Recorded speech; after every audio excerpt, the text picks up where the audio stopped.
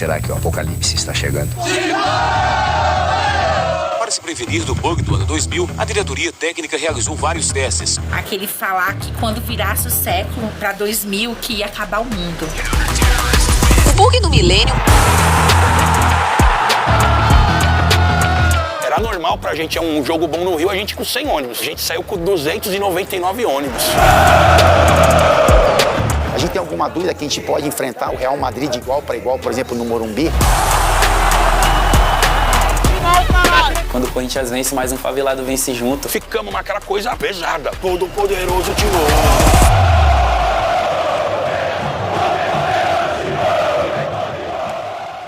Vai, Corinthians! Imagina uma época em que tudo que você conhecia estava prestes a mudar. O mundo entrava numa nova configuração política e econômica. A indústria cultural produzia ícones que iam marcar a música e o cinema por gerações. E a tecnologia transformava o jeito de consumir e de produzir todo esse conteúdo. Nos anos 90, o Brasil passava por dificuldades, aí vem o Plano Real, a vida melhora um pouco, mas a população ainda com sofrimentos cotidianos, de violência. Eu vim ter o meu primeiro celular em 2005. Era um telefone fixo, simples. Me lembrei que tinha até a chave no telefone fixo, que era pra gente não usar. Minha avó trancava o telefone pra gente não usar o telefone. E no meio disso tudo, o medo do mundo acabar, junto com a contagem regressiva da virada do ano. Eu lembro do final do ano, todo mundo em casa achando que o mundo ia acabar. Os antigos tinham aquele falar que quando virasse o século, para 2000, que ia acabar o mundo. Na passagem de 99 para 2000, a maior parte do Brasil estava longe de acessar uma internet de banda larga. Mas com a virada do milênio se aproximando, começava a rolar um medo real de um bug generalizado no sistema de computador do mundo inteiro. Nos setores essenciais, batalhões de especialistas vão fazer plantão na virada do ano. Esta sala de controle do governo federal em Brasília vai acompanhar tudo. O Brasil está preparado para evitar o bug? Acredito que sim. 3, 2, 1... Quando virou o ano, muita menina na escola não voltou, porque tinha ganhado o neném. O desespero de viver, de acabar o mundo. Aí muitas comentavam, eu não vou morrer virgem. O Daniel, que foi comigo pro Corinthians na transação, ele era um cara muito engraçado. E aí ele fala que tava saindo um bug, e ele falava que ele ia comprar esse bug. Ele falou, não, porque eu vou comprar um bug... Tô sabendo que vai sair um bug, eu vou comprar o top de linha pra levar lá pra minha terra. E a gente, caramba, que porra é essa de bug, Daniel, que você tá falando? Ele, pô, vocês não escutaram falar, não? Vocês acham que vocês são inteligentes, que vocês sabem de tudo, vocês não escutaram falar? A gente não, que bug é esse, Daniel? Pô, um tal do bug do milênio. É claro que, para a maioria, isso não passava de um mito que não atrapalhou a chegada dos anos 2000, principalmente se você tivesse acabado de ver o seu time ser bicampeão brasileiro com um dos melhores elencos da sua história. Calma, cara.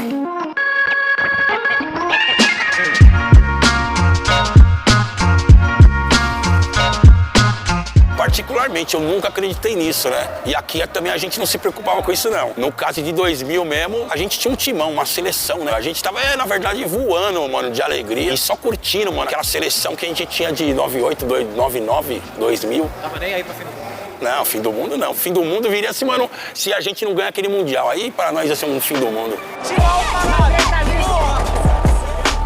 Mas se o mundo estava mudando tanto social como politicamente, futebol também fazia parte disso. Pro Corinthians, os anos 90 foi um dos períodos mais vitoriosos, abrindo e fechando a década como campeão brasileiro. E no meio disso tudo, a própria identidade do torcedor corintiano passava por um processo de disputa e transformação, tanto pela nova fase de conquistas nacionais, como pelas mudanças que começavam a aparecer na arquibancada e que ameaçavam uma torcida de massa e majoritariamente de periferia. No começo dos anos 90, entra a Parmalat no Palmeiras e começa a trazer bons jogadores, com um time organizado. E o Corinthians era aquele time mais operário, que fazia frente aos grandes, mas com dificuldades mesmo. Era um pouco do reflexo da vida que nós, trabalhadores, tínhamos nas nossas vidas diárias. O Corinthians tinha em campo. Pra gente, torcida organizada, era um período de proibição, de repressão no futebol. Na final da década de 90, a gente vivia essa luta de proibição. E chegando em 2000, era o processo de a gente estar conseguindo se restabelecer novamente. Meu pai tinha muito dessa imagem da infância dele convivendo com o Zé Maria na rua, ele jogava bola com a garotada, então ele tinha uma visão do Corinthians muito mais pessimista e mais até resiliente do que eu tinha. Ele sempre falou que eu cresci na época boa do Corinthians. E era um período também que foi de grandes mudanças no futebol. Teve a proibição das torcidas, teve um processo de mudança nas arquibancadas e também um processo de discussão de mudar o modelo do futebol. Tanto que o Mundial de 2000, ele consagra uma mudança muito séria para nós, né? Num período que foi a instituição de as cadeiras nos setores populares. Enquanto o corintiano vivia essa nova fase do clube, para os rivais e para parte da imprensa, o Corinthians ainda era tratado como um time local, que só tinha sucesso nas competições nacionais. Mas isso ia mudar poucos dias depois da contagem regressiva que marcou a entrada do novo milênio, quando o Brasil sediou o primeiro Mundial de Clubes da FIFA.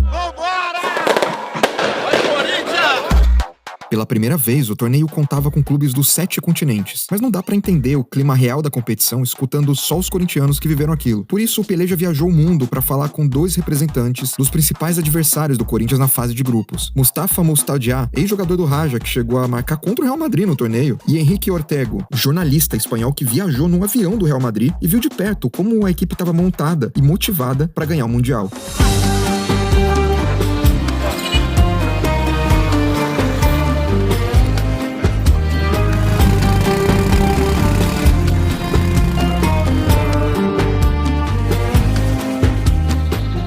اكيد بعد الفوز ديالنا في المنزاف كانت واحد الفرحه بعدا كبيره. الفوز اللي كان عندنا اهم هو كوب دافريك. من بعد جانا الخبر ديال المشاركه في كاس العالم لان باقا ما كانتش رسميه. كانت هنا الفرحه مضوبله.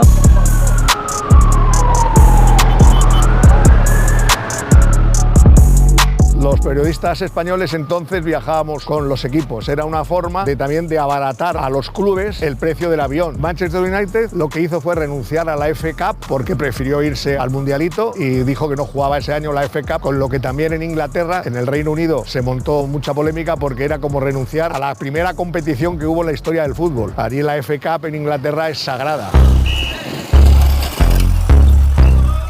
كان واحد اللقاء المشاركه اكثر من النظر ديالها اكثر من نظر النتائج ديال المقابلات لان كان عندي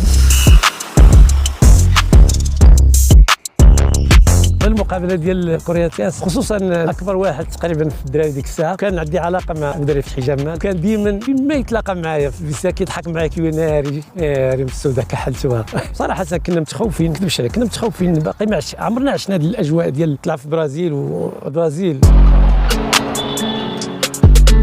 Para que el Madrid pudiera ir a ese torneo, tuvo que suspender 2 partidos de la Liga contra el Valladolid y el Betis, me parece, y uno de ellos lo jugó en una fecha que nunca había pasado eso en España, fue en una fecha de selección. Entonces Camacho, que era el seleccionador, no llamó a ningún jugador del Madrid. اغلب اللعابه تبادلوا انسان مع اللعابه ديال ما كانش عندنا مشكل مع كوريا تبادلنا في السوداء فلقينا مشكل مع لاعبي ريال مدريد صراحه كانتش عاجبهم النتيجه بغاوش يتبادلوا في الملعب ولكن بعد porque como la Intercontinental siempre se lo tomaban más en serio los sudamericanos que los europeos, ellos en el Mundial, al ser ya 8 equipos, vieron que era algo más serio. No era solo el campeón de la Libertadores contra el campeón de Europa, no, era el campeón donde estaban todas las confederaciones, todos los continentes representados. بالنسبة للكوريين ما كانش مشكل، كان صراحة كانوا على خلق، حتى الاستقبال ديالهم بعد المقابلة في المركز ديالهم، صراحة المعاملة باش تعاملوا معنا زوينة بزاف كاع دوك اللعابة ديال البرازيل، وبقى الاحترام ديالنا ليهم.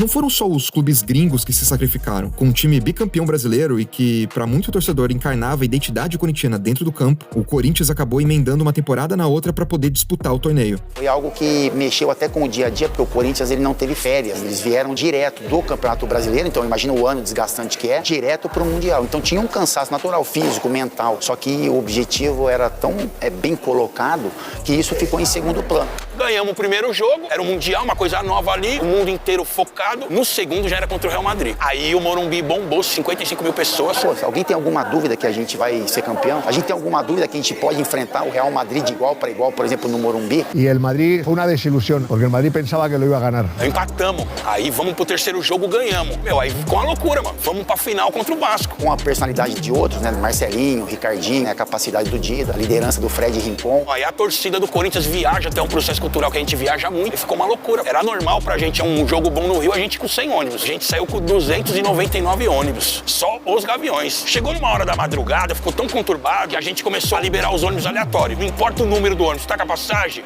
punha 44 pessoas pra dentro e liberava. Você olhava assim, ó, todo mundo colocava a cabeça pra fora e era aquela fila que você não viu o final da quantidade de ônibus. Ninguém tinha visto aquilo. Quem tinha visto aquilo é quem foi pro Maracanã em 76. A cada vitória, parecia que o torcedor, que não colou em peso no primeiro jogo, começava a acreditar que finalmente tinha chegado a hora de ganhar o mundo. E à medida que o público ia ficando maior, também ia ressoando com mais força na arquibancada o grito que, dali pra frente, ia fazer parte da própria identidade corintiana. Um dos cantos mais famosos do futebol brasileiro surgiu um pouco antes do ano 2000, nas arquibancadas alvinegras. Mas foi ali, naquele torneio mundial, em que ele se consolidou e ganhou a fama.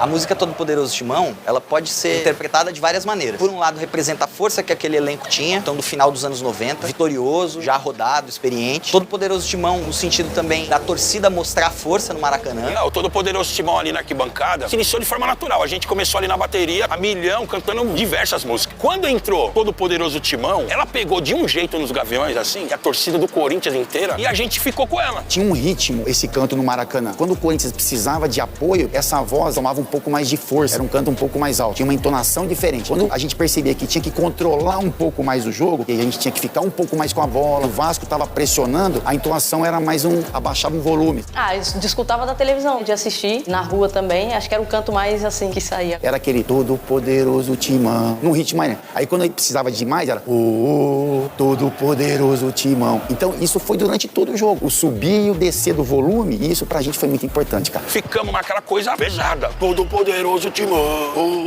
Quando caía, a gente na bateria inflamava de novo. Não, vamos! E a coisa ficou o jogo todo.